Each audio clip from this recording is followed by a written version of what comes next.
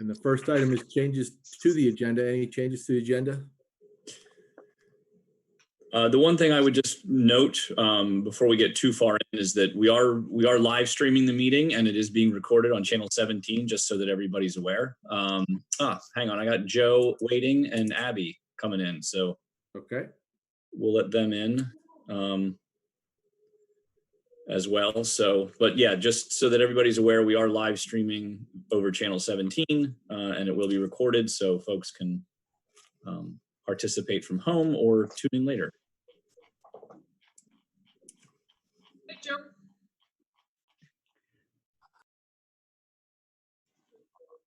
there's Abby. Hi, Abby.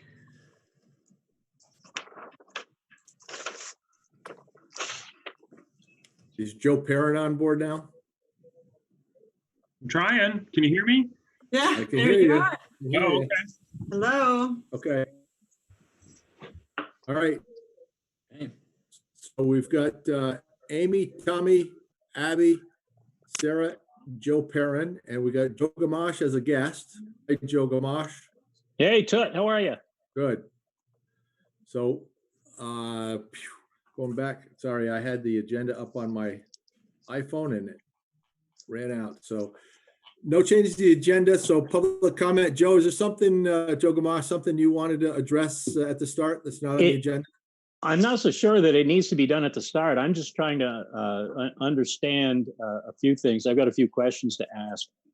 My first question is if I understand correctly, the only thing that we're dealing with here tonight is this parking and loading standards. We are not dealing with the fiasco which somebody has entitled request for a parking waiver this evening. Is that correct, Mike? We are not hearing anything about a parking waiver Fine. because that's Okay. DRB. Okay. No, Okay. what I'm trying to figure out then is I don't know whether you want me to talk now or whether you want to wait until you get into your parking and loading standards section. Why don't we wait until then? Fine. Which is coming up pretty darn quick. Okay. Okay. Okay. And this is it's really an introduction, I believe, of what was in form-based code originally, but was never adopted.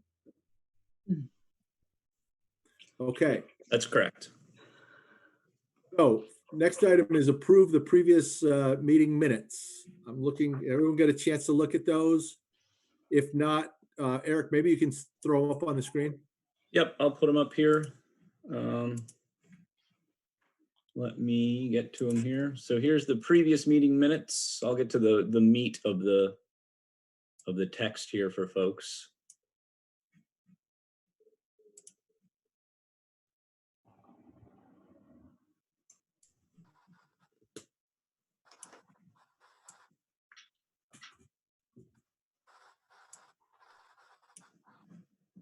So when folks have a chance and are ready, I'll take a motion to accept with corrections and then a second.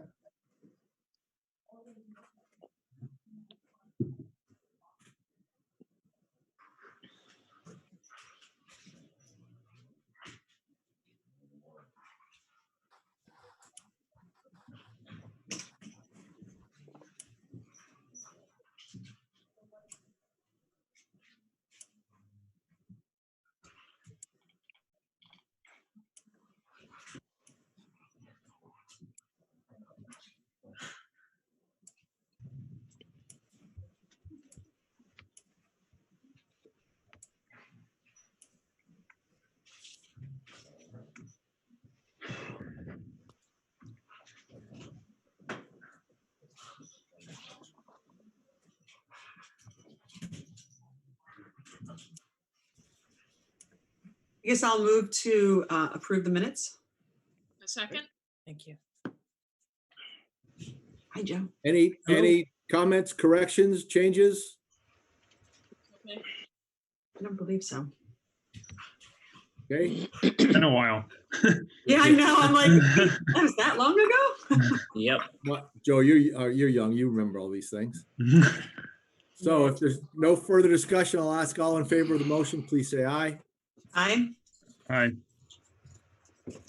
Okay, anyone opposed? Anyone abstaining? I guess I'm abstaining because I didn't read the minutes. And who is And that? I just got here. Terry, Jerry, okay. You I write just it? got here. Sorry. Did you write Uh, it? Eric, are you taking minutes or is, Yes, I am. I was going to mention that as well, Terry. I'm taking minutes tonight, so you don't need to worry about doing that. Okay. I was going to actually ask about that. If there's a way to, if we recorded them, if I could still do that. Well, the meeting is being recorded, so if you did want to do them, but- I'm just asking, I mean, I'm going to be taking notes throughout the meeting anyway, so I'm Okay. happy All to put those together. So Okay. I'll take care of that. Okay. Thank you. Yep. okay. We're all set on that then? You got all that, Eric? Yep, sure do. And it looks like we have City Manager Jesse Baker and the mayor with us too. Christine, welcome.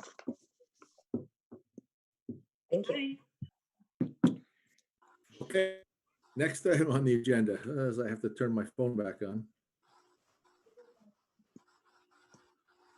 is, all right, review of previous draft form-based code parking regulations. Here we go. Yep. So I'll do a quick introduction here.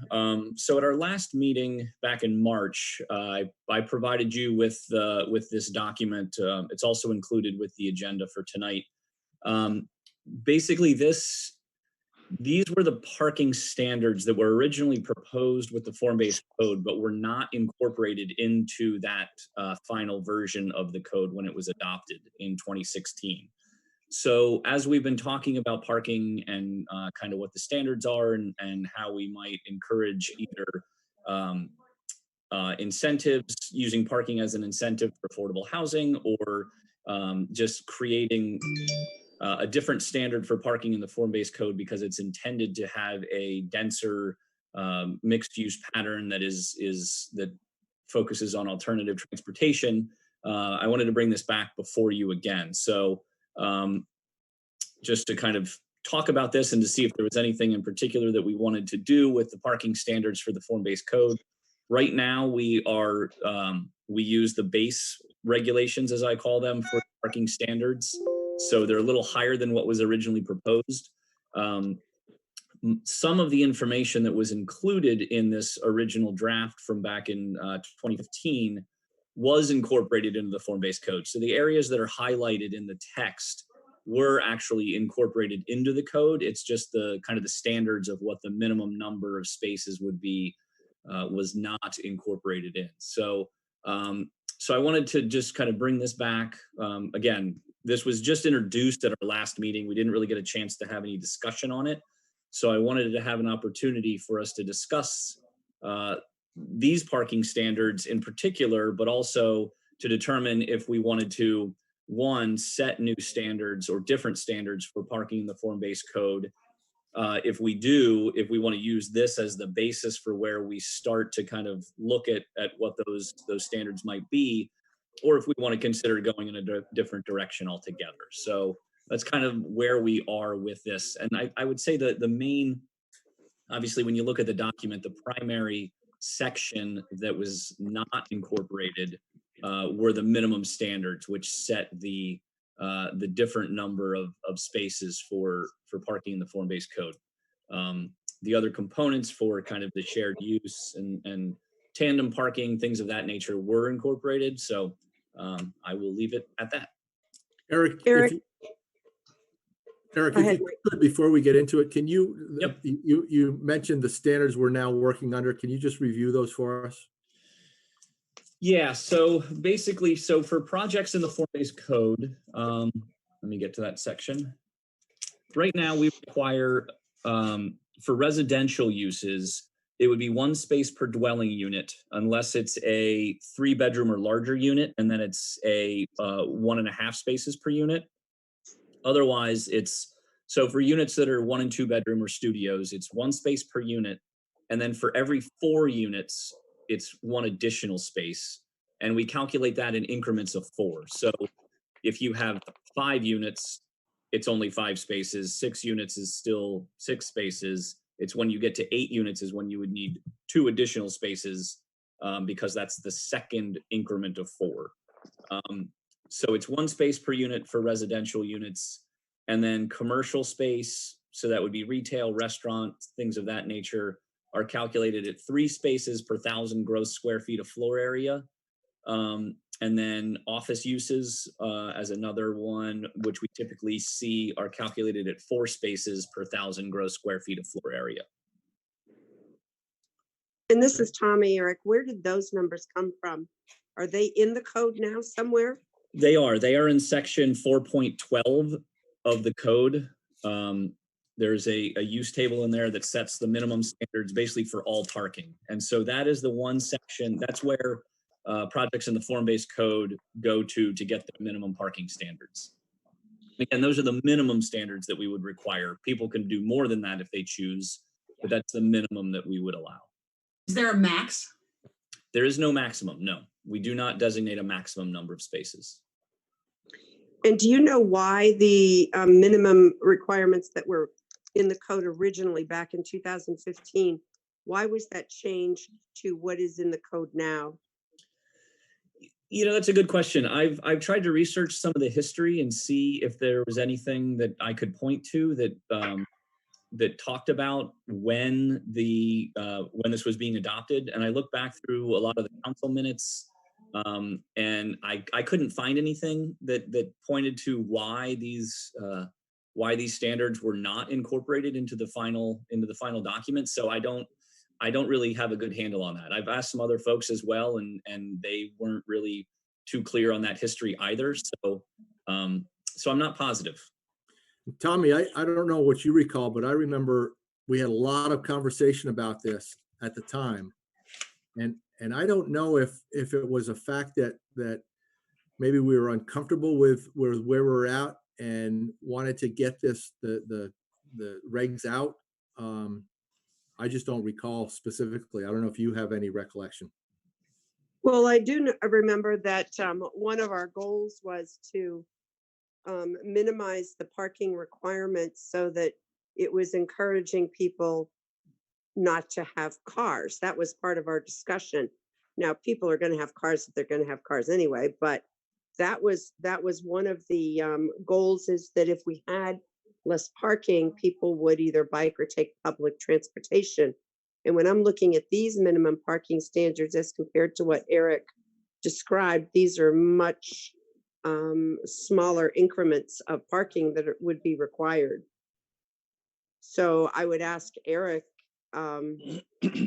whether what this seems to me to be less restrictive than what we currently have, and what's the opinion of what's going on now, because this was 5 years ago.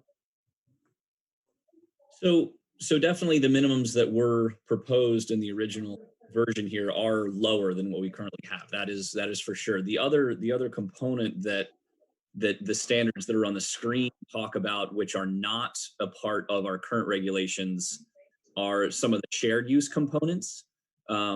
So we do currently have shared use parking as an option, but it only applies if you have at least 10,000 gross square feet of non-residential space. So this would allow for mixed use, or sorry, yeah, this would allow for for mixed uses to share parking, basically with any. There's no minimum basically for square footage that would allow for the shared parking. There's also, this would not require any minimum for commercial. It would only have a residential component for the most part. So it's definitely less restrictive than what we currently are requiring for parking. And as I've mentioned, and I believe I mentioned this at the previous meeting, I think some of the standards that the form-based code are built around, as far as the siting and kind of some of those other components to it, I believe were built around these lower parking standards. So with the smaller lots, we're requiring more things and more placement and other amenities to be included on the site. So parking is, to meet all of those requirements and the parking standards, can be challenging. So we've seen in a lot of cases where parking becomes one of the big issues that the developers are looking at, and how to kind of figure out the project's parameters with meeting the minimum parking standards as they exist now.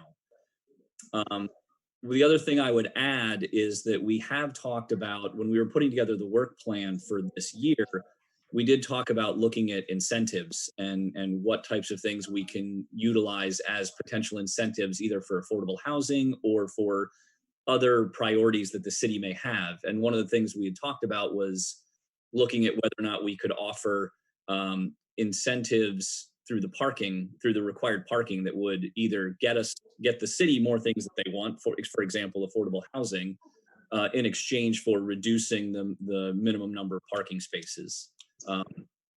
I've worked on some language on the side, not specifically for this, that none of you have seen yet, just things that I've been thinking about that would kind of go along those lines. But so, there's definitely options for how we can move forward.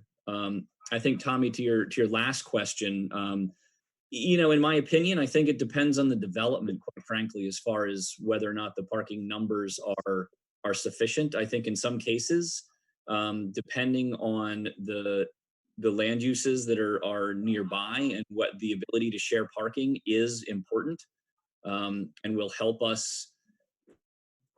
I don't want to use the word force, but I'm gonna kind of force the discussion on alternative transportation by reducing the number of parking. But having said that, I realize that people's habits are hard to change. So the folks that want to drive are going to drive regardless. But I think we're seeing in more instances with the developments that are coming in, the developers are offering alternatives to vehicles, such as interior bike storage and spaces inside the building, common spaces where they can work on their bikes, or have a bike wash, that kind of stuff.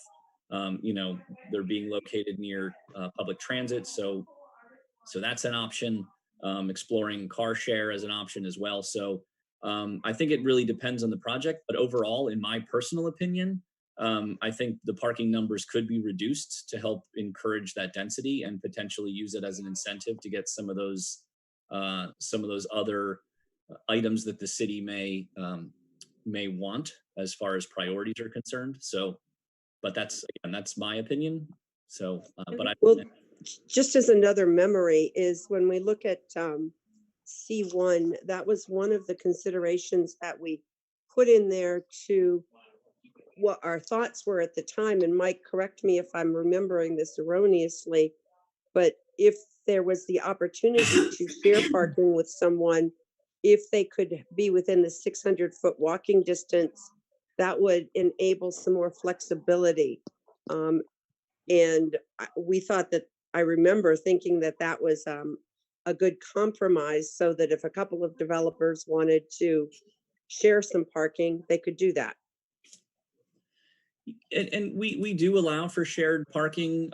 We have similar language in the current regulations. I believe it's within 1,400 feet, but it's only a portion of the parking, whereas this would allow, it sounds, as I read it, it sounds like it would allow for potentially all of the parking, but it would require it to be closer to the development. So yeah, we do have a provision currently for shared use, but it's different, I guess I would say. I guess, And the only thing I would add to this, oops, I'm sorry, No, go ahead. Abby, go ahead. No, go ahead. Finish your thought before I Well, move the on. only other thing I would add that the only other thing that I'm recalling in this is that when we were looking at this, it was the market would regulate this, so that if I didn't accommodate me having 2 parking spaces, I wouldn't buy it. So the developer is making choices as to what they think that their marketability of their property would be, and really with the intent of driving down the need for parking spaces. So with that, I think that I've exhausted my memory. thanks, Tommy.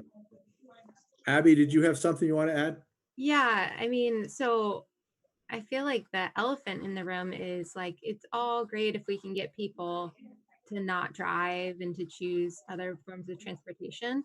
But the incentive, like when we say, okay, you can have less parking if you make affordable housing, it doesn't get to the root of the cause why I think a lot of people are driving, which is that it's unsafe. People feel unsafe walking and biking. So it really should be tied. If we're talking about transportation, we're talking about reducing the number of parking. The tie should be to have safer bike and pedestrian infrastructure, so that it actually feels more accessible and more like a transportation option for people.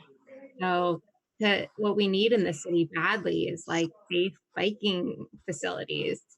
And we talk in circles about developers and that only building the parking that they think they can actually like sell or rent the units for.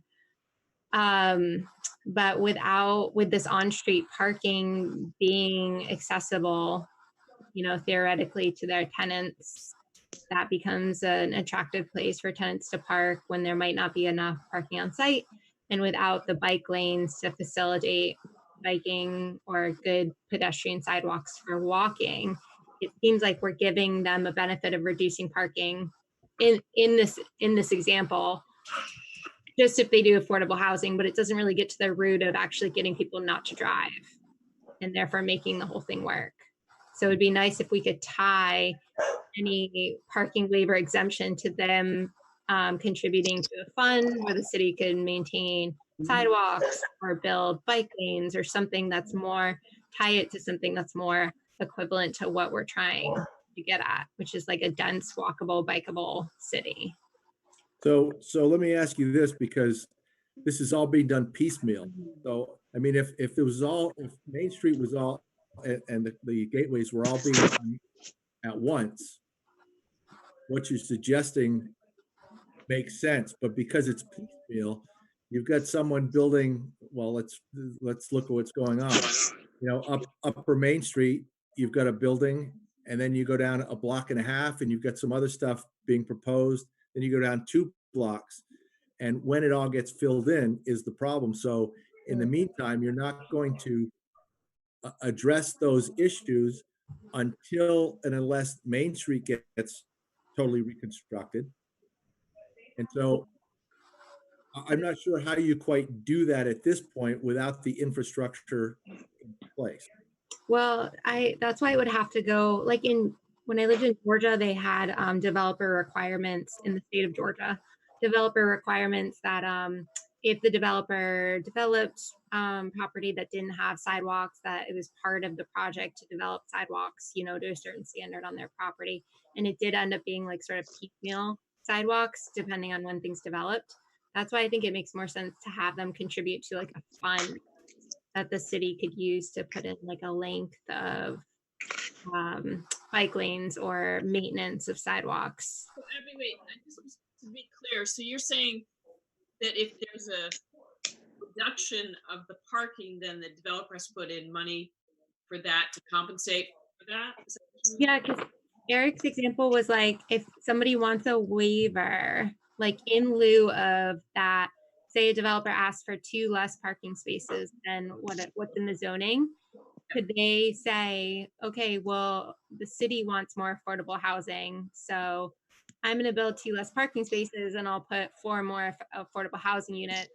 I'm suggesting instead of that sort of trade-off, we do a trade-off that actually makes it more viable for those 2 less people to be driving, which is putting it towards a fund that supports alternative transportation. That makes sense? Yeah.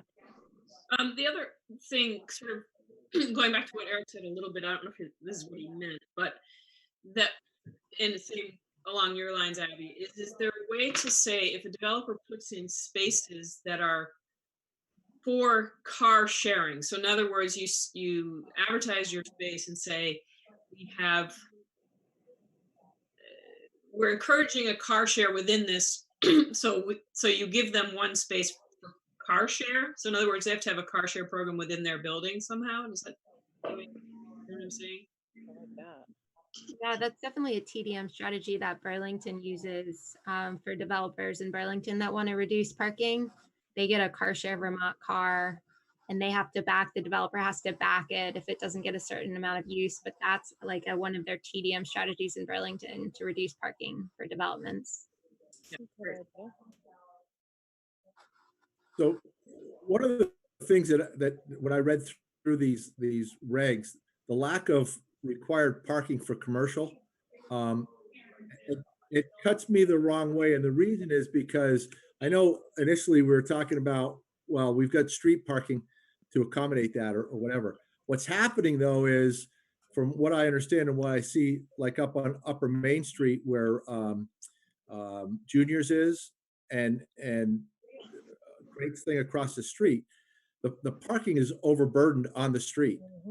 And so it's, and I know that the proposal that we had for the mansion talked about using Main Street for some of the parking, and that area was already overburdened. So we have to be conscious of what's available on the street and what the developer wants to use. And with and Christine, correct me if I'm wrong, but the last I knew, the Main Street proposal was going to eliminate parking on one side of the street for most of the street. So it's going to reduce the number of parking spaces on site. So what happens if you can't park on site and on Main Street or East Allen Street or Mounts Bay Avenue? Where do those cars go? And where they go is into the neighborhood.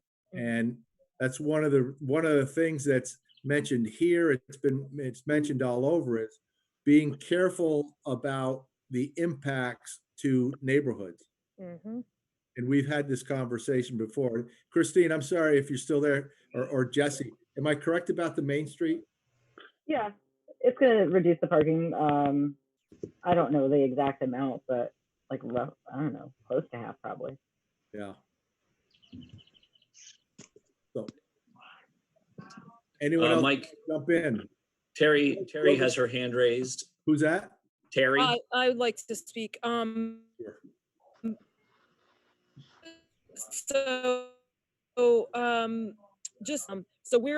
This is in addition to the parking waiver. Mm-hmm. So this, Hey, so what do you basically, mean? the parking waiver that we spent 2 meetings discussing, that was in front of city council, that was just used by a developer to reduce parking. This is in addition to that. Well, so So basically, we're gonna lower the parking standards even more, and then the developer can request a waiver Mm-hmm. of that? Am I understanding that correctly? So I guess to be clear, we are not necessarily, this isn't a draft that you are voting on or reviewing to advance in any way right now. This is I understand a that. discussion point. So Yep. this, if you choose to propose alternative parking options for the gateway zoning, it would be in addition to the waiver option that is available, yes. Assuming council approves the waiver. Well, my recollection is we were all okay with the limitations that we put in the waiver ordinance that put forward. So why would we change the gateway? Other than for conversation. Is that a question to me, Mike?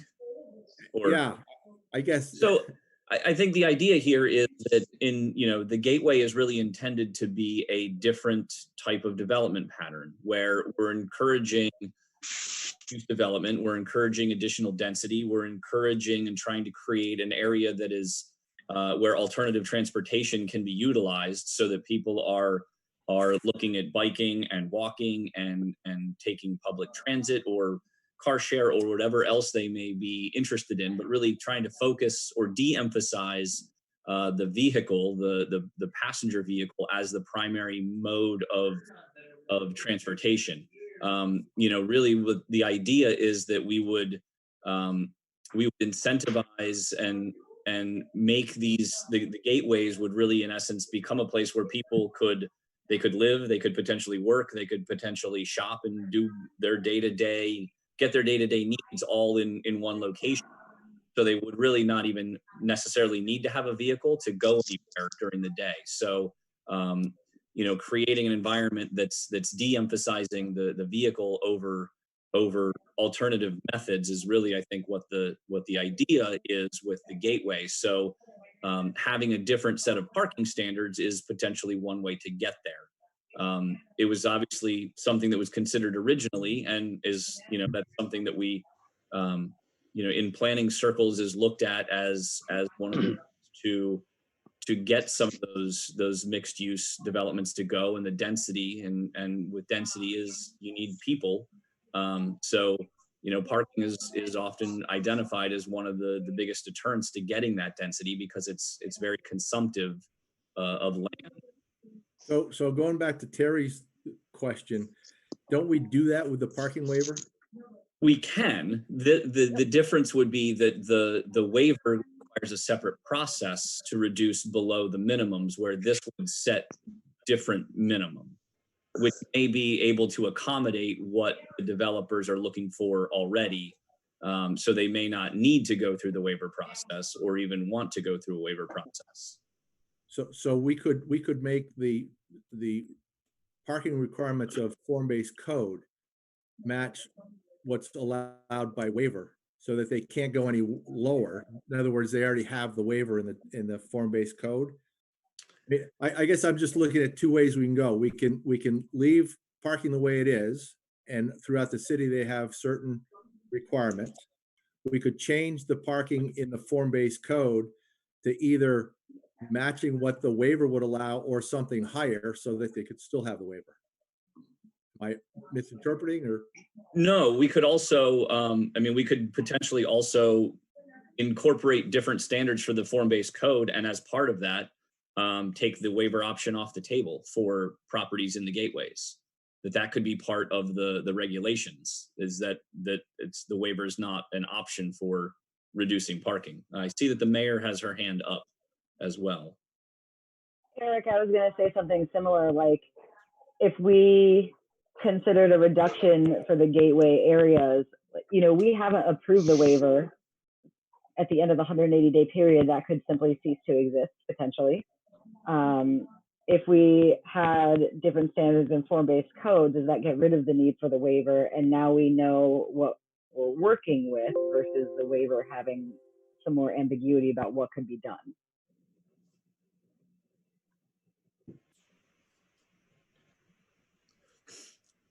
So if I heard that right, what you're asking is eliminate the waiver in the form-based code and just change the regs to some minimum? Did I hear that right? I mean, that is an option. Yeah, what I'm asserting is that is it better to have just a small reduction in form-based code and not use a waiver? Or is it better to leave form-based code with a higher requirement, but have a waiver option for certain scenarios? And I think to me, initially when we did form-based code, it was to make development easier. So the waiver adds another layer to that. So I think in terms of the spirit of why form-based code was put in, it would seem to make sense to reduce the parking to some level and eliminate the waiver. But can I interject here? Go for it. To Eric's point, I think that what he was talking about in wanting a waiver was it was going to be for these kind of unconventional lots where something more prescriptive wouldn't quite suit a development project to something that, the things that are not really standardized. And I feel like we're going to run into the same necessity for a waiver at some point. We could correct these parking requirements as much as we want, and then there will still come the scenario where a waiver is desired. Yeah, because the waiver we were doing because of the school issue. Yes. Well, and I think Eric acknowledged that there were instances where waivers were needed. And I feel like that's probably going to come up again. Yeah. And am I We hope I'm all not can see, I mean, anybody that's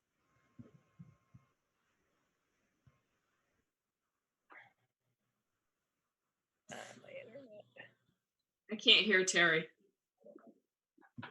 You froze. yeah, my internet connection is crappy. We can see though that already the put in front of city council like a month and a half ago, and it's already been used by a developer already.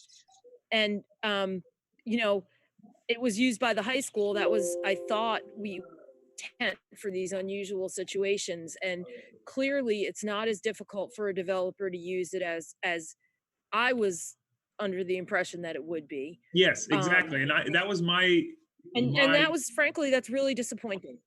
So yeah, it was my understanding that it would be used in an extraordinary circumstance where there was a real demand for some special parking requirements. So let me interrupt for a second, Joe, if I can. Sorry. I don't know what the decision was on that waiver. So I was going to ask. They granted it. So Mike, we have the next item on the agenda we have as a general discussion about that. So Okay. I can give you some information on that then. Okay. Can you just say right now, yes or no, they got it or they didn't? They got Yes. it. Okay. All right. I would like to, I think some more details about that would be helpful to understanding this and how it will play out. And somebody mentioned that the city council hasn't adopted or passed or voted on that waiver. So how is it already in use? So there's a component, Abby, of state statute that allows for a proposed language for an amendment to zoning bylaws. Once a public hearing has been set by city council, the language is eligible to be used for a period of 150 days. So that's the provision that's allowed it to go for, or that's the provision that's allowed it to be used currently without council having taken action to adopt or deny basically the waiver language right now. And is that because the commission, voted on moving that waiver forward? Well, that was part of it. The way the process is set up is that the planning commission has to forward it to council, and then council has to also take action to set a hearing to have that first hearing on the draft language. And the other thing is, did the school actually apply to have the waiver as well? Yes, they did. and they were also granted their waiver. Did the planning commission understand that by forwarding that to the city council, that was going to become the law for the next 150 days that developers could apply under? We did, but supposedly it was not going to be easy for developers to do that because they had to jump through some hoops. Specifically, I remember the biggest, thanks Abby, the biggest thing was that they would have to get an engineering report, I think, about parking. Is that right, Eric? Yeah. Correct. So Those are a dime a dozen. yeah, exactly. So I would not have voted for that. And I'm frankly, I'm pretty upset about the way all this went down, which is a whole nother story. But yeah, Joe, to answer your question, or Doug, And it's, sorry. and it's 180, 150, 180 days if the council doesn't take action. If the council, I believe if the council votes it out, then sends it back, it's over. Is that right? It's until the council takes the action on it, right? So it can be, so the council has up to a year to take any action on the waiver language. Just it's after they set their first hearing for 150 days, the language is eligible to be used. So Unless they vote to against it. correct. Or Well, I unless mean, I the guess- 150 days runs. It depends And- on when obviously if the hearing is set and the next day an application comes in, then the language is used. But if council holds a hearing and then takes action to deny the amendment, then it's no longer eligible. What happens if the 150 days runs, the council doesn't make a final decision? Do you or does anybody then are they free to rely upon that and go forward with their project, even though it hasn't been formally adopted? If action has been taken on it, yes. But if it hasn't? I think Joe's question was if action hasn't been taken, 150 days run out, is it no longer available to a developer? Correct.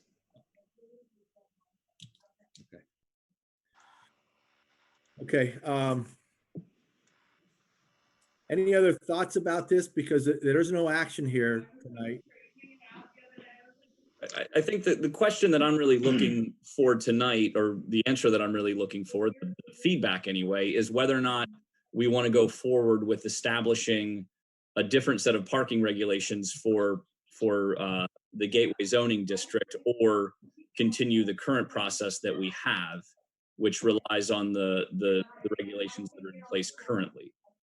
With a waiver So, provision. Not necessarily this specific language, but some alternative language for the Gateway zoning district. The I guess only I way could that see it. I guess I could see it being a different standard, but I think ultimately, until there are parking studies done of these gateway areas, I guess that's where I'm concerned. I would not get rid of the waiver until we know exactly what's going on in these places, especially if we're reducing like Main Street in half. Wait, Amy, did you say you would not get rid of the waiver? Well, I would, no, I'm just saying, if you're talking about getting rid of the waiver and reducing this lower on the Gateway District, I would not reduce any of it until we know more of what the parking demand and supply is in that area. Reducing the current standard is what you mean, correct? Yes. Okay. And further, I would agree with that, but I would say that we can I don't even think a waiver should be adopted until we get that parking study. I think it's out of our hands though, isn't it?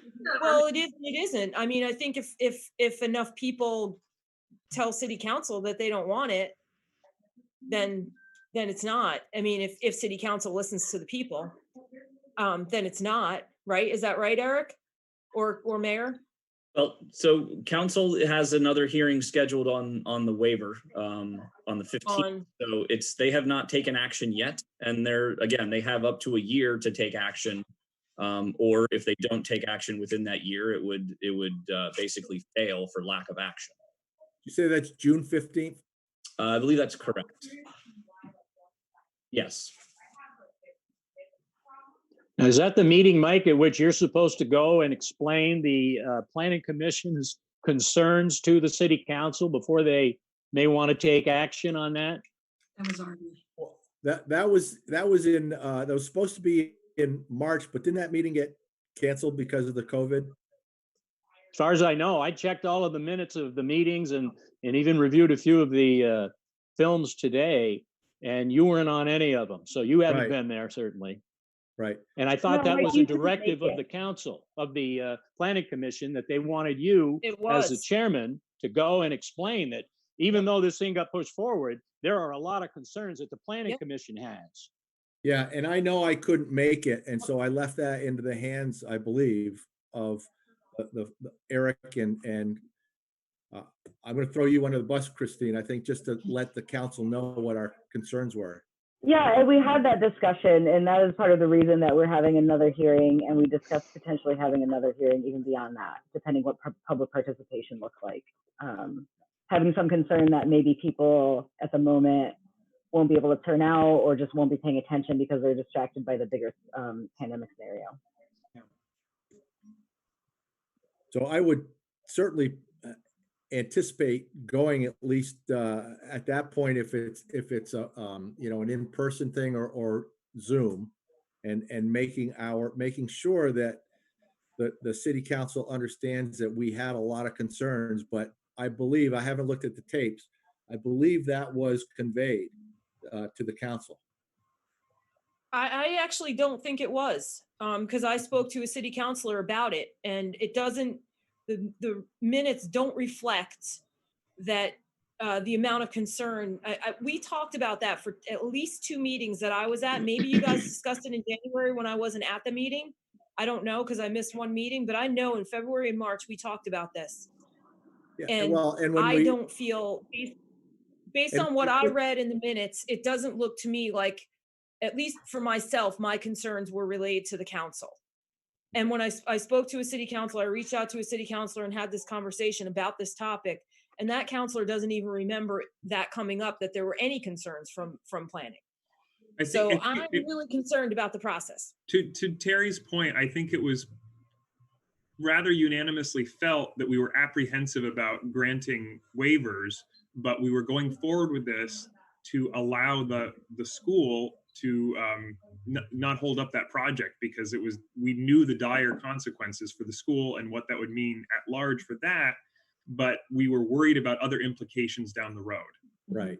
Yeah, that's right. And that was what was supposed to be conveyed to the city council. And I at that point I was not feeling well, so I didn't go to the meeting, and that's why I pawned it off on Eric and Christine to relay that. Well, I can tell you that that was relayed, that you all were very apprehensive about the vote, and your concern was that reduced parking would push people onto the street. Yeah.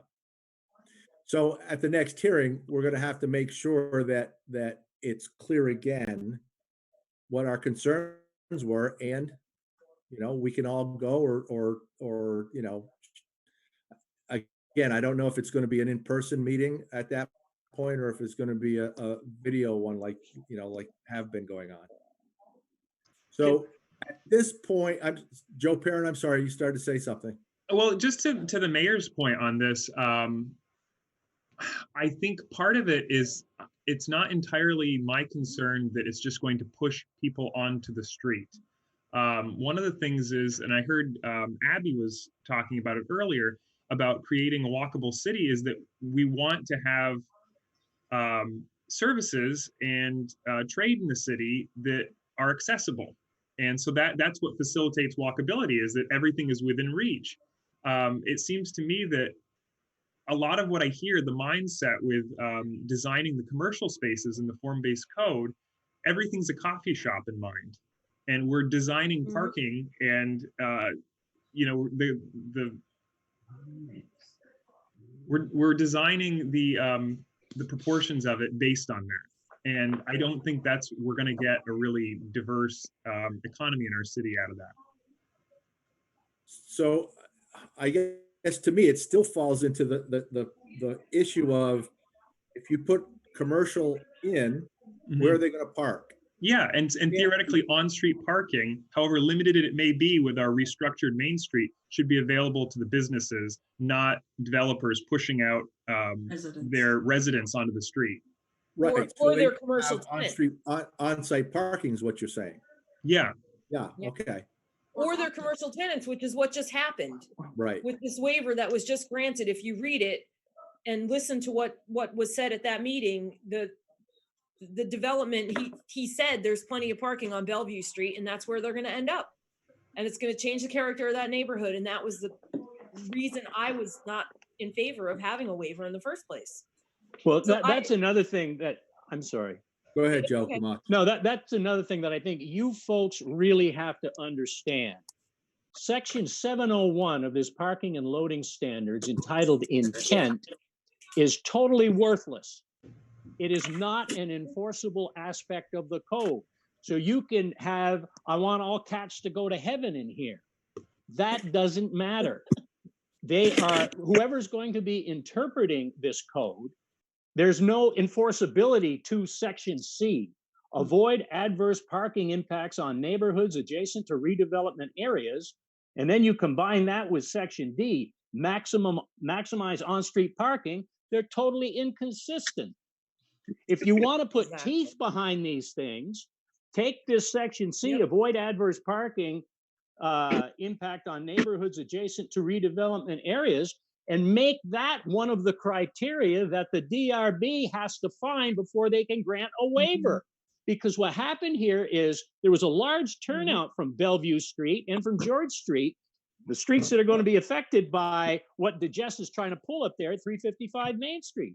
Yep. And lo and behold, and the DRB was very, very respectful of these people, but the bottom line was, under the criteria that the Planning Commission has sent us, that's not to be required. We're not supposed to look at that stuff. That's not what we're basing our decision on.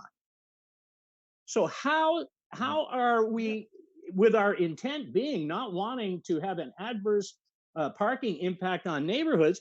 Everybody knows parking's a major issue with all of these gateway developments. And what's happening is things are spilling over onto neighborhood streets and nothing is being done about it. These streets are not designed for that to occur. The safety factor of the spillover in and of itself is enough to cause you concern. So before you start sending stuff to the city council, regardless of who it's been advocated by, you need to make sure you understand what it is you're sending and the ramifications of what you're doing and what those are going to mean to real people who are affected by your decisions. Because under this form-based code, the public has been totally eliminated from having any input in this thing. And that's basically what happened with the DRB. They said, you know, we hear you, we know you're upset, but guess what? That's not one of the criteria that we have to consider in this thing.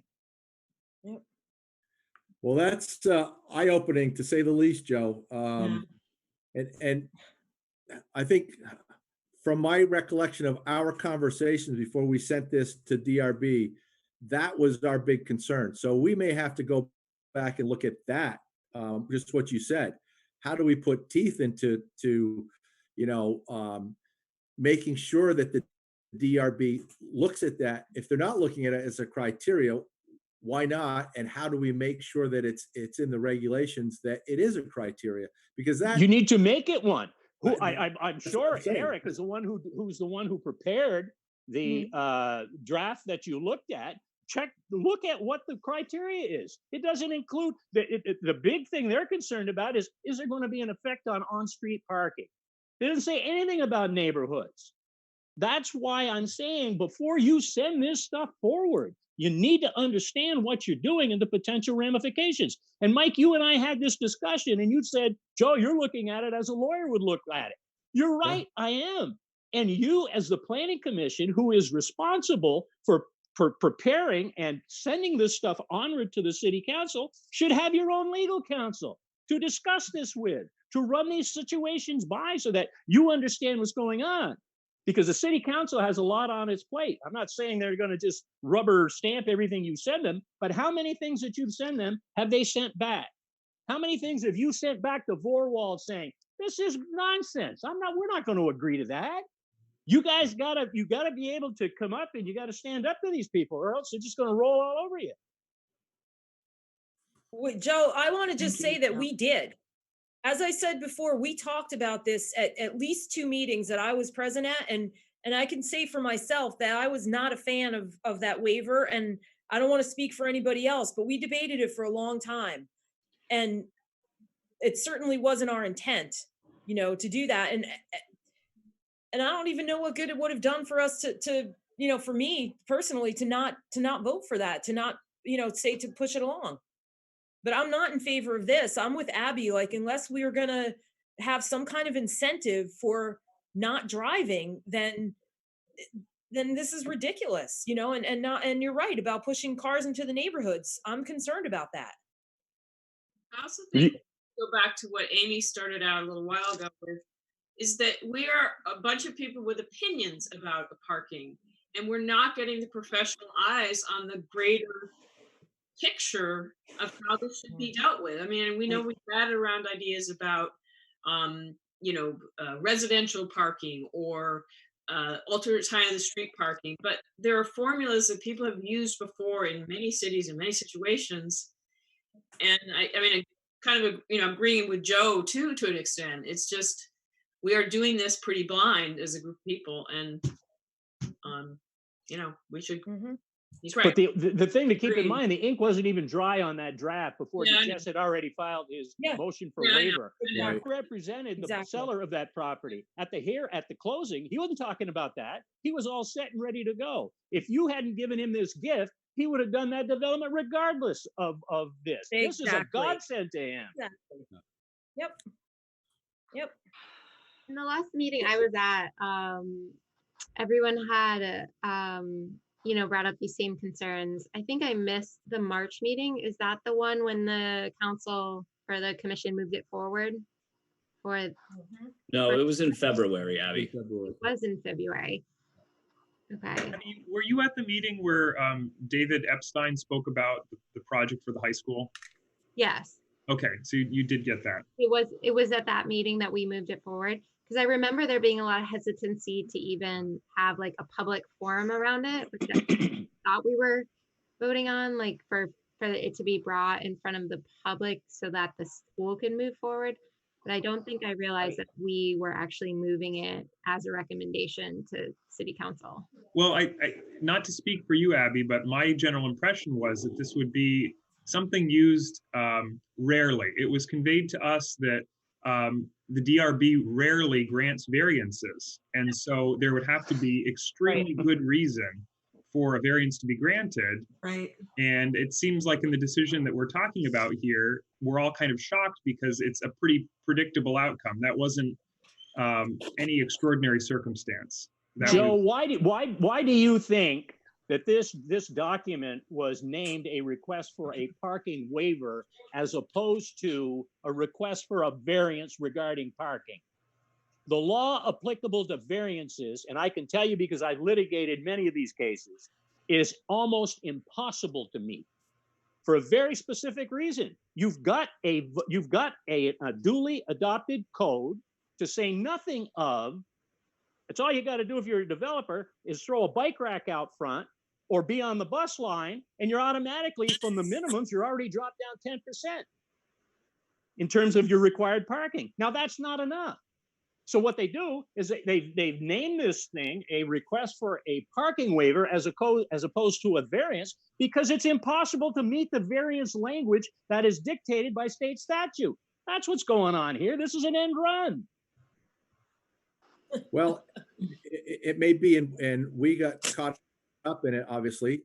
I recall that when we set this forward, we talked about all these different criteria that we thought we were telling the DRB that's what they have to look at. Now, obviously, if that's not the case, I for one screwed up on that understanding. So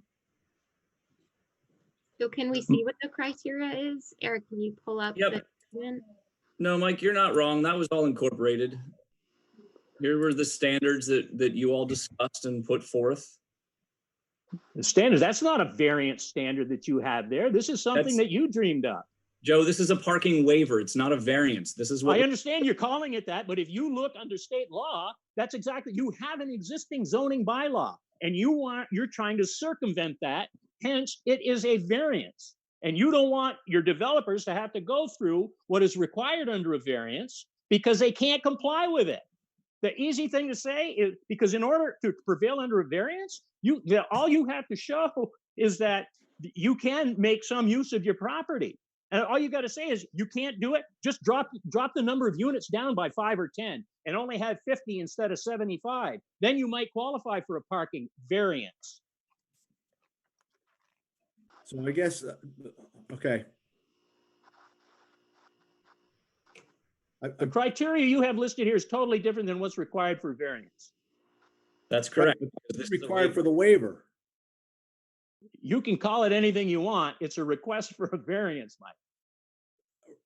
So my understanding, and I think I shouldn't speak for the rest of the commission, but my understanding was this is what the DRB was to look at for any waiver that came in. What I'm hearing from you, Joe, is it doesn't have any teeth legally. No, the criteria you have is the criteria you had. What your intent specifies is that it shall not have any avoid adverse parking impacts on neighborhoods adjacent to redevelopment streets. And that's not in any of this criteria. You want to add something to that criteria? Say that if in fact, if the DRB finds that there will be an adverse effect on the neighborhoods, surrounding neighborhoods, then the request for, I'll call it a variance, the request for the variance is denied. So if I look at number 1C, potential impacts to surrounding parking facilities, including city maintained streets or parking structures. Yeah. Where does that say anything about the abutting neighborhood? Well, it talks about the adjacent streets. Adjacent street, which are the neighborhood. The DRB wouldn't give these, they listened to them and were kind and respectful, but that's not the criteria that they applied in determining this, Mike. Well, and that exactly was the concern in adopting a waiver process in the first place, was that there would be some level of subjectivity in how you determine adverse effect. Yep. But we were assured that it was not going to be an easy thing for a developer to get the waiver, that it was going to have to go in front of DRB and it would be a big process and there was a lot of hoops to jump through and yeah. And so what I think I'm hearing Joe say is that even though I, for one, thought that 1C covered the neighborhood without specifically saying impact to the neighborhood, it's not looked at. Right. I don't understand why 1C doesn't cover the neighborhood. I'm sorry? I'm with you, Mike. I don't understand why, if a bunch of people from the neighborhood come out and say that it's going to adversely affect their neighborhood streets, why the DRB wouldn't consider under 1C. They made some reference to Bellevue Street not being something or other. I don't have the opinion in front of me, but I've read it. And it was, they certainly weren't listening to the arguments of the residents. So it sounds like, and I haven't had a chance to I didn't see that. I haven't had a chance to review it, but what I'm hearing is the DRB didn't consider what we anticipated or we had thought we had told they need to consider. Or they misunderstood what your intent was. Take your intent, item 701C, and make that a criteria that the DRB has to find in order to grant the waiver. Put some teeth into it that way. Then see how many waivers get granted or how many waivers are even applied for. Can we put an addendum to this? So I was just going to ask Christine, I wonder if we need to have the city council vote it, what's to them down, or send it back to us for revisions. I think because it's in their hands, I think they probably have to send it back to us. council would need to basically Request. suggest a change or do something that would send it back to the planning commission for further consideration. And Mike, you and I talked about that, Mike. Yeah. So I have the form in front of me, the decision from the DRB in front of me. And it says here, during the hearing, the following testimony was provided. Customers patronizing the non-residential space may utilize Bellevue Street for parking, which could negatively impact the residents depending on hours of operation and type of businesses. So they actually did consider it, but Not to the extent I think you wanted them to. Right. exactly. And the other thing that concerned me, and I don't see this addressed here anywhere, is that we were told that any developer that wanted to use this tool was going to have to get an engineering study, a parking study. Right? Oh, they got that. I They know, got that. but It's the just- problem that I have with this is that his company did it. So isn't that like, did DRB even talk about that? That his company was the company that did the parking study and did the engineering study? Is that okay? So, Mike, So let's step back because I think let's talk about what we need to do here. Obviously, the parking waiver situation didn't work out the way we thought it was going to. So I think we need Well, to. you did. What's that? I actually think it did. This is exactly what I was afraid was going to happen. This is What I'm why saying I is was it so didn't work out vociferous the way about we this. thought. We didn't think it was. I didn't think it was going to work out that way. I didn't. Okay. So I think we need to go back. We need to relook at it. We need to get the council to send it back to us, however we do that.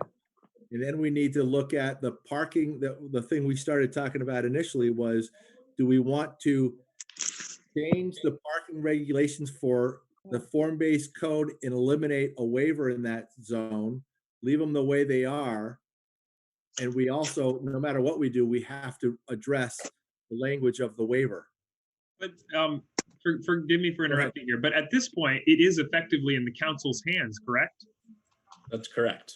So it's kind of, I mean, they could adopt this and we would have no further recourse on it. That's- Unless everybody on planning shows up at that meeting and says, wait a second, which is what I intend to do.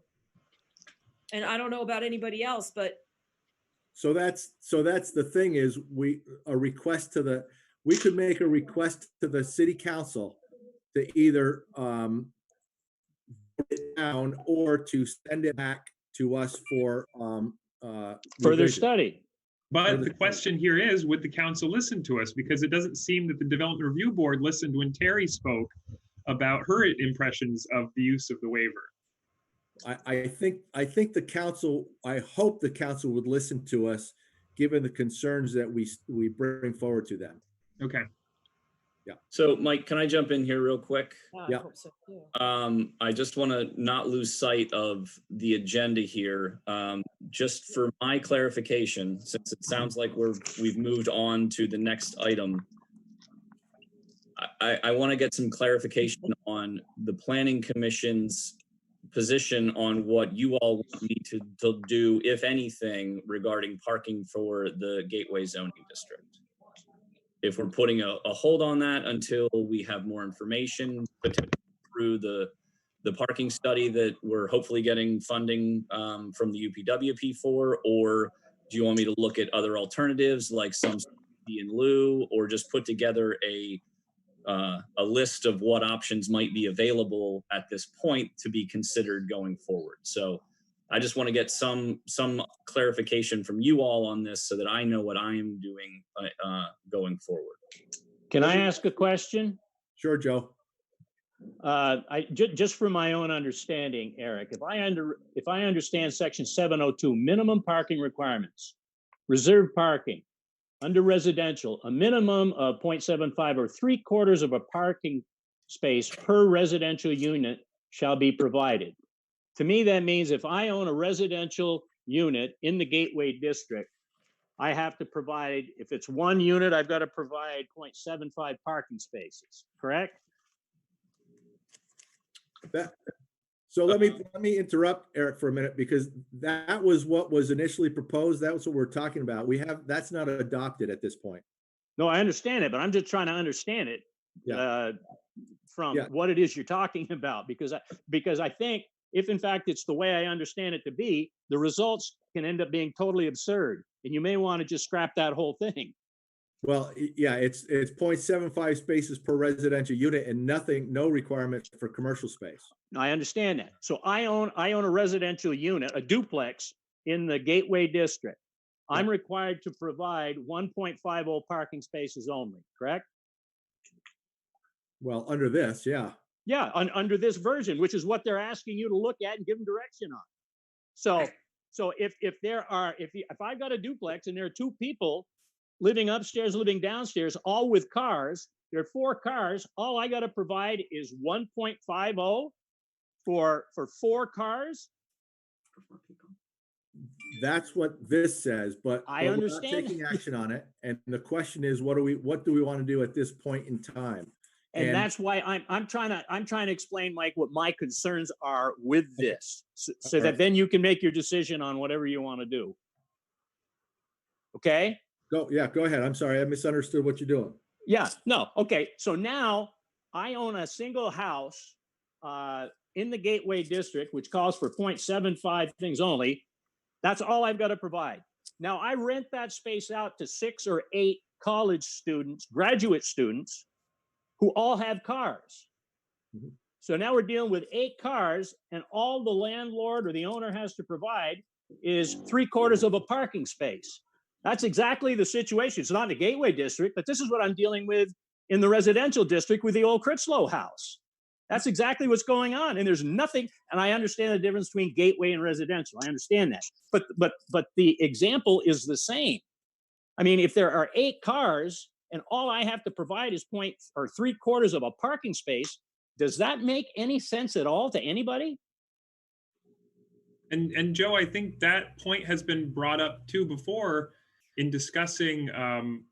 There are a lot of older buildings in Winooski that were built pre-automobile that have been subsequently divided into multiple units that do need to use on-street parking. And we accept that and acknowledge that as part of a city. And I think that's why we've discussed why we do need a parking standard for the city, is so that there will be on-site parking rather than solely relying on on-street.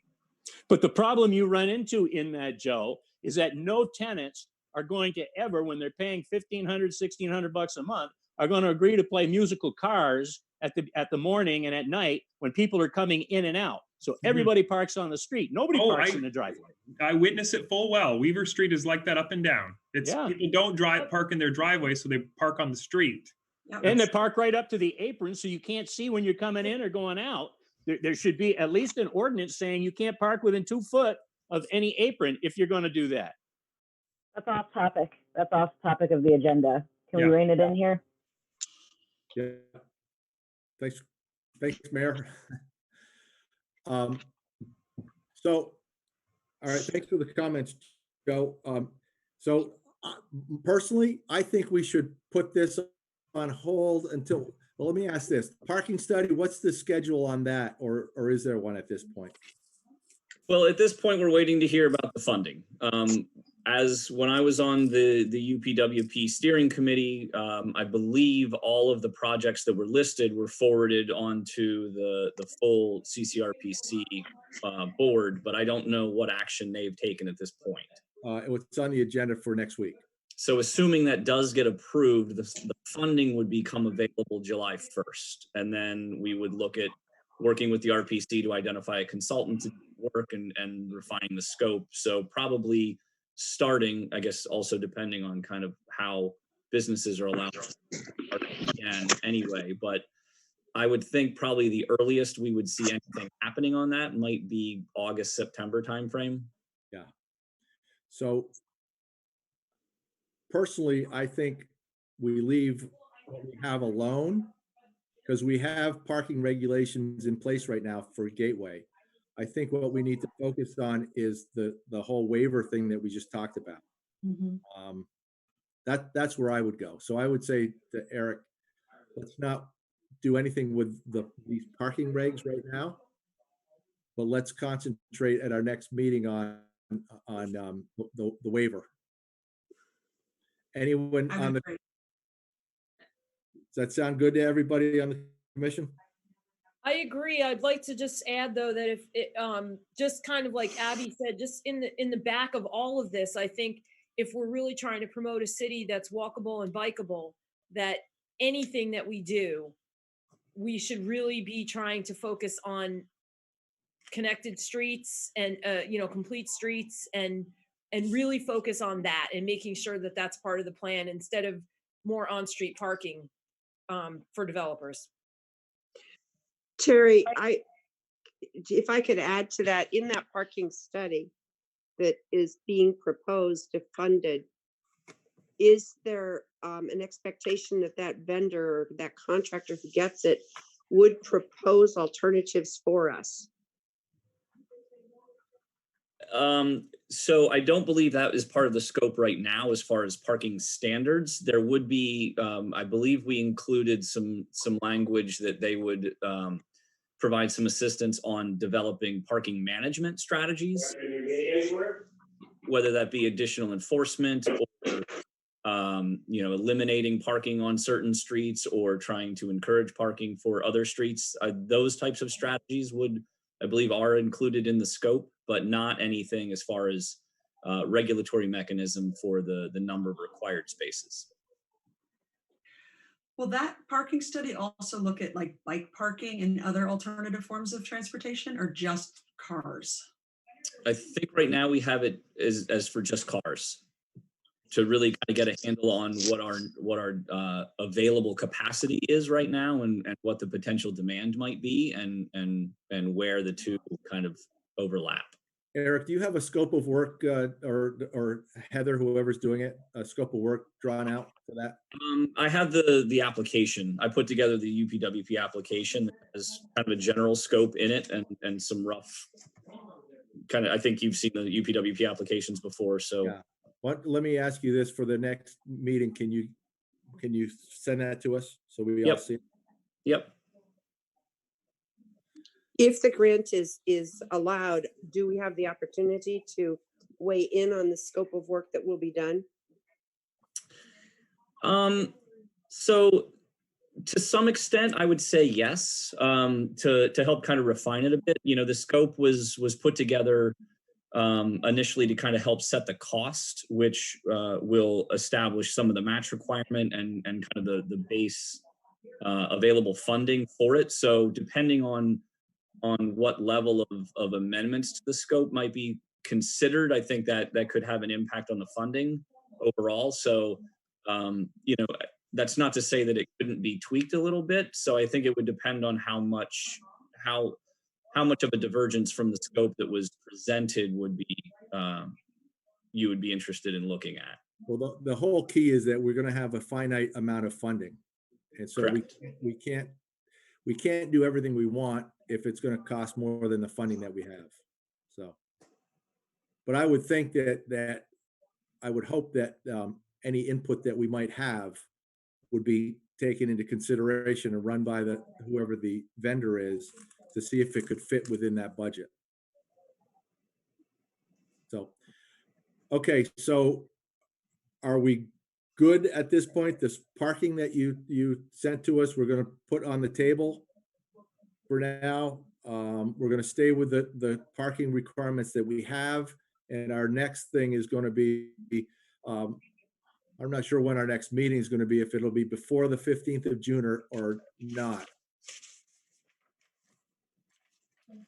It'll be before, I think, right, Eric? The I was just- third, Let me look at a calendar here quick. I think it's going to be, it would be June the 11th. That's correct. So yes, Okay. before the 15th So- is so where we- is our schedule On the anyway. agenda, on our next agenda, we will have a discussion of the waiver and potentially putting a recommendation into the city council as if we're in agreement, what we'd like them to do in terms of sending it back to us, voting it down, or whatever the appropriate action would be.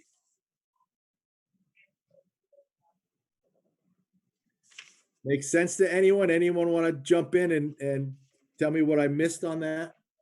Makes perfect sense, Mike. Yeah. I was- I would hoping like to to hear I from would you, like to Joe. hear Eric speak more about how the development review board there. I would like to hear Eric's side of that and how that decision played out, so it can inform Yeah. how we're going to work with this. Yeah, I agree. So Eric, were you gonna address the waiver under the department updates, I had, or just on the general updates? I believe I was going to talk about it in the general update on parking. So why covered don't a lot of we why don't we just move to that agenda item? Okay, sure. So, under this item, I wanted to cover several things. We talked about a lot of them already. Specifically that council still has the waiver in front of them. So they have not taken action on that, and the next hearing for that will be on June 15th. So as was mentioned, the DRB did hear two items at their last meeting, two parking waiver requests before them. And hang on a sec, before I do anything else, I'm just gonna mute everybody because there's a little bit of background noise that I'm getting. So I just want to make sure that I can hear everything clearly here. So the DRB heard two parking waivers. One was a request from the school in order to establish their minimum number of parking.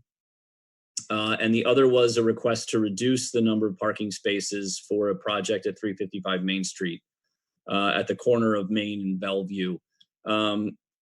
The school discussion, I think, was pretty much as expected. They presented their case for the number of spaces they felt they needed, and there was some discussion with the DRB. No big deal.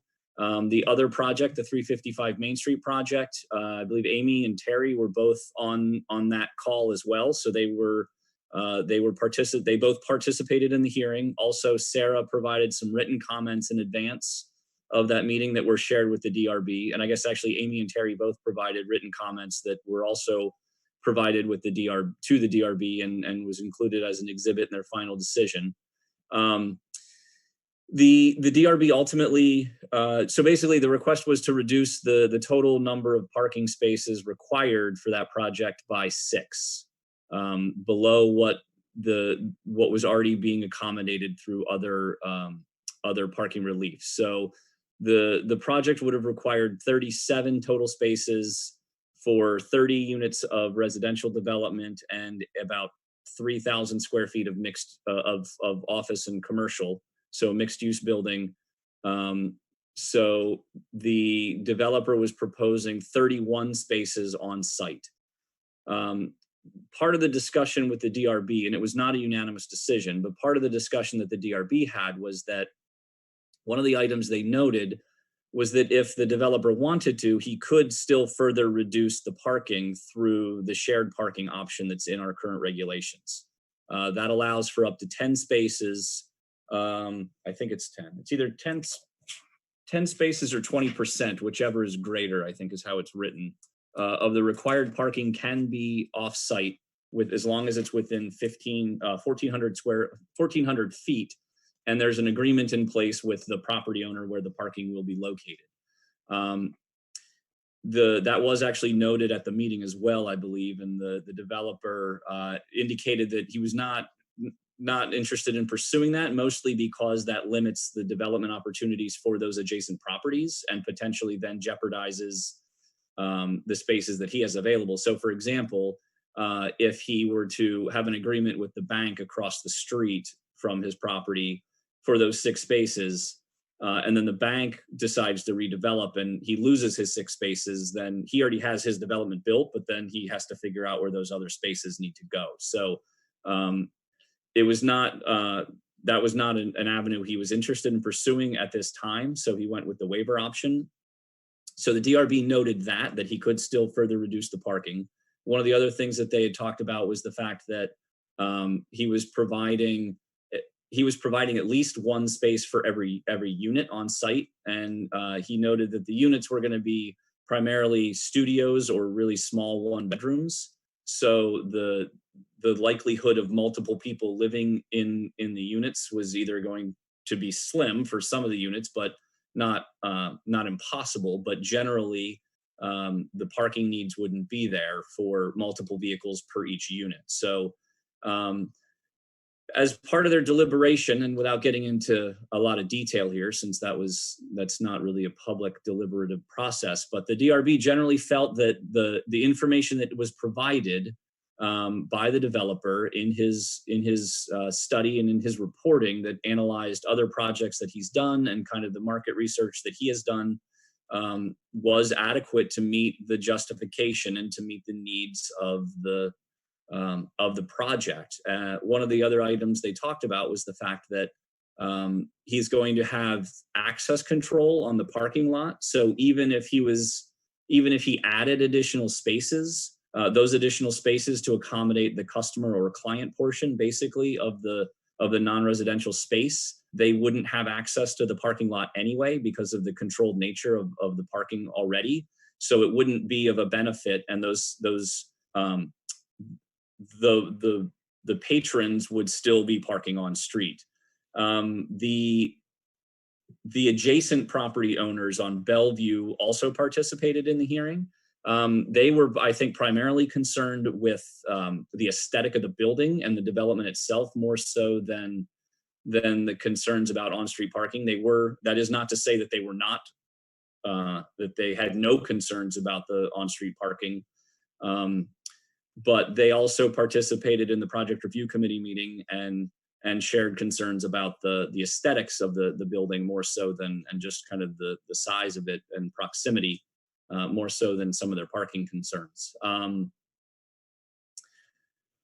So I think the DRB ultimately, they, like I said, it was not a unanimous decision, but they did consider the character of the neighborhood. That they noted that Bellevue already allows for on-street parking, and then it's a city street, so parking is permitted there. It's not limited to resident parking only.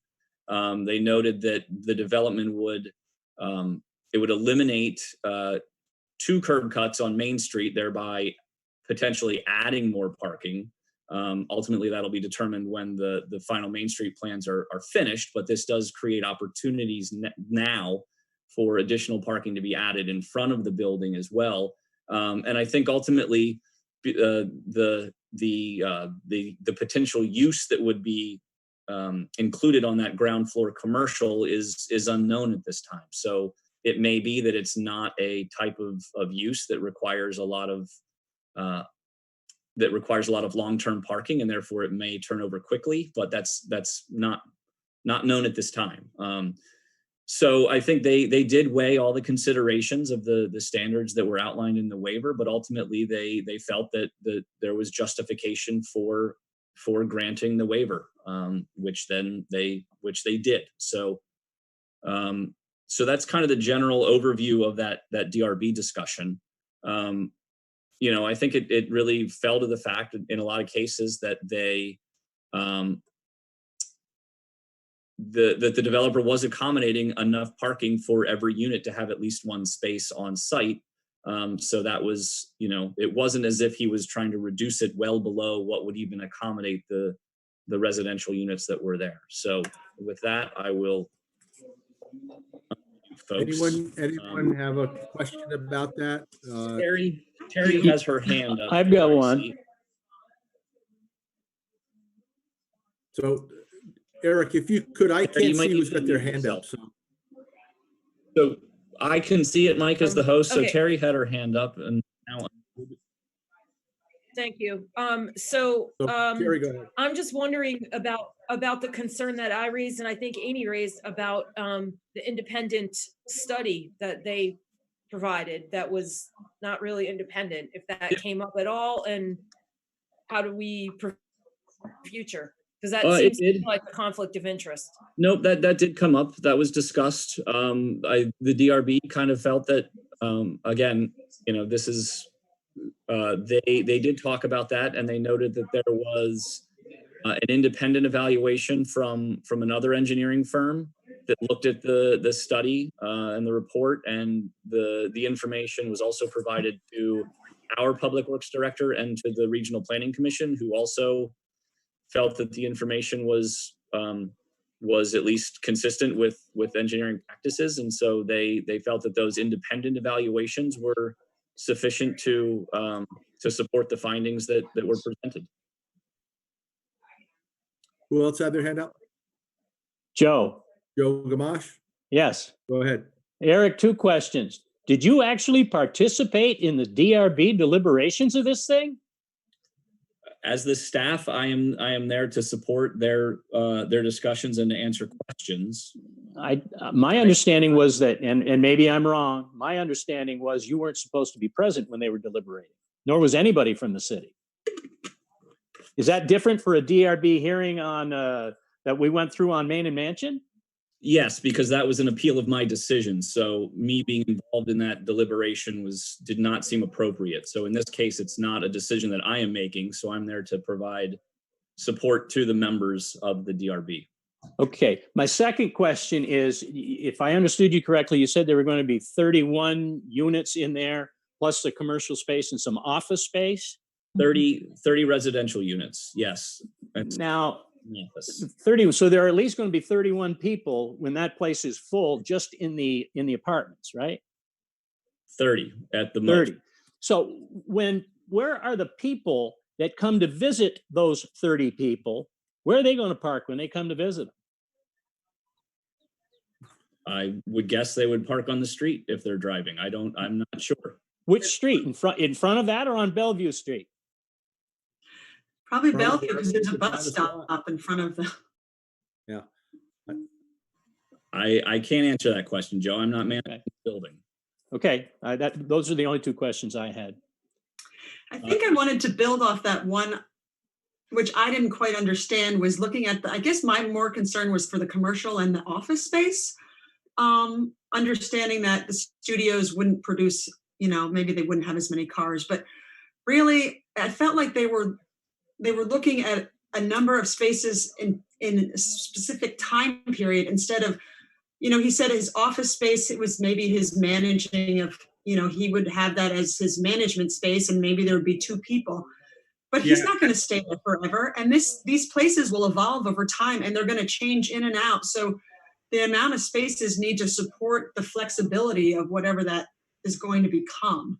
So I guess just moving forward, we need to think of those. Yeah. We need to think of that. Amy, to your point, that's why it bothers me a bit when I hear we use this language ourselves to conceptualize in our planning meetings. We always talk about coffee shops. Like that's the only thing we can think of moving into these commercial spaces. And that's what we designed them in mind with. Right. And that was what bothered me in listening to that DRB meeting, was there was little attention being paid to the commercial spaces, the office space, and whatever could be retail or any other purpose. Because one of the things I heard him say that actually seemed directly contradictory to me was he said that there was it was going to be 1,000 square feet of mixed use office space. So theoretically, there could be 2 firms occupying in that. I find it hard to believe that there would be only 2 employees in 2 separate And it was firms. like 1,500 square feet or something like that, which is quite a bit of space. So just to be clear, the office space that was proposed is for the management function of the building, and also to be shared, basically amenity for the residents as kind of a work at home type environment. So there are offices there, but they're not intended for public use. It's not. It's more of kind of like a co-working space that the residents could use as an amenity. So that will be consistent. Yeah, but I think the point that Joe made and Amy's making, which I agree with, is just because he's saying that's what it's going to be used for now, doesn't mean it's going to be that way in 5 years. And so basically ignoring the commercial is an issue, which I think we have to talk about going down the road. Well, Right, and we're talking to about, that point too, Mike. Sorry to interrupt. I think this is where form-based code gets hung up on adding housing and not adding other services to the city. Because it sounds like that mixed-use space that would be benefiting the residents is to fulfill his requirement rather than actually add anything as far as commercial space. okay. Yeah, thanks for those comments. It's 8:05, so if there's nothing else on this and anything else you have on a update of the general parking regs, Eric, otherwise we can move on to department and city updates. Yeah, so just a couple of items under city updates. The primary thing I just wanted to update you on is that the contract for the historic preservation survey study, whatever we're calling it, has been awarded, and that I believe is underway. Who is it? Actually moving slowly given the current work climate, but it is progressing. Joe, have you been involved with that, Joe Perrin? No, but I did have a question about that. I was just wondering about how the pandemic might be affecting the timeline on that, because the grant funding was available for a pretty short timeline. And now that we've had a lot of setbacks, I wonder, are they getting an extension of any kind or any kind of relief in? I don't know if I don't believe we've gone down that road yet. I think the at least a lot of the initial work that as far as surveying and just kind of doing some of the research is ongoing right now. So I don't know if that's slowed down at all. Mm-hmm. So I think time will tell if we need to look at any extensions. The funding is provided through a municipal planning grant, which generally I believe the final reporting on that is due in, I want to say it's due in May of each year. So April or May. So we've got about a year on that grant still to really get into it. So I don't know if we've really thought about any extensions or how that might how the pandemic might impact that work at this point. So okay, I'll probably reach out to Heather, and just because I'm just a little bit concerned that I'm so happy that we got this grant, and I just want to make sure that we make the most of it and aren't rushed to put something out because extending circumstances forced it. Who was the firm who got the award? Who was awarded the? VHB I believe was awarded the grant. So British preservation. Wow. British should be working on that locally, I believe. We did. Britta Fetterman? Yeah. So Heather sent both Joe and I the 3 proposals that came to the city, which we both read over and both commented on. And I felt like the firm that won was absolutely the right decision. I think Joe was good. Pretty much in agreement. I don't know if he can speak for himself. Anything else, Eric? That's all. I think that's the main item I wanted to brief you on. How about Mayor Lott? Do you have anything? I think you're still on. Yeah, I'll just share quickly that we have been reviewing the city's financial position in light of the pandemic and are not underwater, so that's good. At least for this fiscal year. We haven't looked at the impacts for next fiscal year yet, and don't know how long this is ongoing. And if you aren't aware, we also passed emergency ordinance to provide relief for utility and tax payments if people are not able to make them on time. Penalties can be waived. We will be voting on Monday about extending that for another 30 days. And I think the governor just signed an act that will allow us to also waive interest for late payments. So our taxes still due tomorrow? They are, okay. But if you really can't make it work, you can call City Hall and work something out. Gotcha. There was a letter sent, I think, with our tax bill or water bill rather, that explains some of this. Yes, that's right, and it's also on the website too. And the water bill's not due until next month, right? The water bill, we did push that date out another 30 days. Yeah. Yeah, I was kind of surprised by that. That's nice. That's Thank it for you, me. Mayor. Thank you. Okay, other business. Mike, I would just like to say thank you very much for allowing me to participate. I've got to leave, but thank you very much. Welcome, I Joe. appreciate it. Take care. Thanks, Thanks for Joe. your input. Here, Joe. You're welcome. One thing Any I would other- want to bring up here is future meetings. If people want to continue meeting this way presuming we are not going to be able to meet in person, if folks want to continue meeting electronically going forward. Yeah. Works for me. Everyone Yep. okay with this? Yes. Okay. Okay. That sounds great. So that would mean that our next meeting would be June 11th. Okay. So we'll work with Mike on getting information together for an agenda on that meeting. And if anyone on the council has any suggestions for agenda or agenda items, let me know. Let me and Eric know. Yes, I have please. one right now. Yes, Can I Not tell too you late. one right now? Not late. Or should I tell Yeah, you go- later? Go for it. No, I was just talking to Doug on the DRB the other day, and he was mentioning that there's quite a few non-compliant lots out there that are very small, and you can't build on them at all. But he was thinking that maybe there is this, tiny house that we could actually build on that lot. So I don't know if there's something that if we should talk about those type of, I guess, lots and what the codes would be for them and the requirements.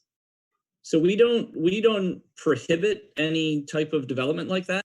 We do have some language that talks about basically small lots, which are lots that are less than 1/8 of an acre in size, so less than about roughly 5,000 square feet, 5,500 square feet. That talks about how those are treated. There are some statutory requirements that if somebody owns a lot that meets that threshold, that's below that 1/8 of an acre, and it's adjacent to another lot that they own, state law actually has deemed that those are merged. But if one exists and is in unaffiliated ownership of an adjacent lot, they have the ability to develop the lot under our current regulations. They do.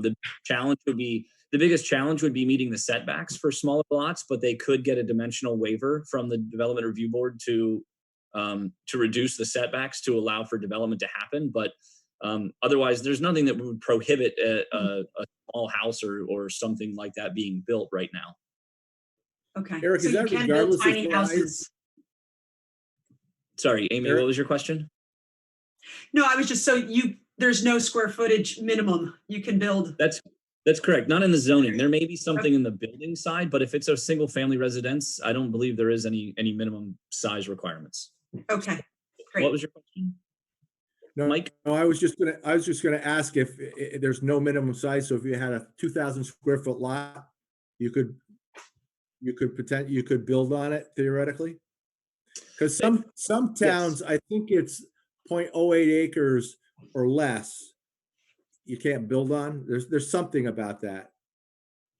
Yeah, we don't have anything like that. If it's an existing lot of record, the big thing that limits development is availability of water and wastewater. And because we have it everywhere in the city, you don't need the extra land to accommodate any type of on-site treatment facility. So as long as you're within our current setbacks, if it's a pre-existing lot, you can develop it. Because I know in a lot of cities you can't, that's why they put their houses on trailers, because it's smaller than, I think, 400 square feet. And so we don't have that requirement That's correct. Yeah. And in some cases from a planning. in some cases that's a requirement of the building codes as well. I know in other Maybe you have to look at that. where I've worked, that's why people put the homes on a trailer, is because then it would be considered a mobile home or a RV of some kind. Temporary. Yeah, I guess I don't understand what Doug's comments were then. So he said you guys should be discussing this at planning. So I'll get more insight on that. Parking waiver on that little tiny lot if we need it. Yeah. Maybe. Any other business? Hearing none, looking for a motion to adjourn. I So make a moved. motion to adjourn the meeting. I Yes. second. Gary? Okay. Thank you, everybody. All in favor? Thank you. Bye. Thank you. Yeah. I guess I'll Everyone's in favor of adjourning, so we're adjourned.